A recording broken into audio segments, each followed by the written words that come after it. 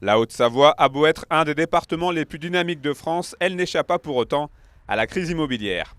Ce mardi, les dirigeants de la Chambre Savoie-Mont-Blanc de la Fédération nationale de l'immobilier ont présenté les chiffres clés de l'année 2023 pour le territoire. Et sans réelle surprise, la tendance est à la baisse. On a connu une baisse du volume des ventes sur l'année écoulée, qui est de l'ordre de 8% en Haute-Savoie, de 7% en Savoie, de 11,6% dans l'Ain, mais c'est un marché qui reste beaucoup plus fluide que la France entière, où on a un repli de 13,6% des volumes de vente.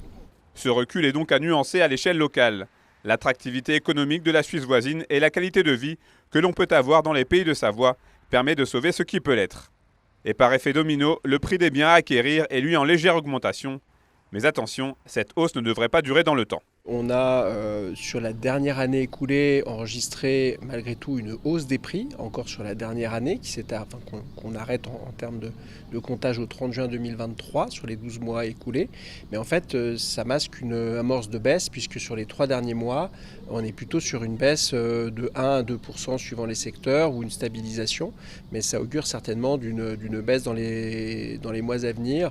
En réalité, en Savoie-Mont-Blanc, ce sont surtout les primo-accédants qui rencontrent le plus de difficultés pour devenir propriétaires, notamment à cause de la multiplication par 4 dans certains cas des taux d'intérêt d'emprunt, ce qui limite clairement le nombre d'acquéreurs potentiels. C'est un impact aussi très important sur le parcours résidentiel et l'accès au logement pour les jeunes ménages ou pour les primo-accédants de façon plus globale.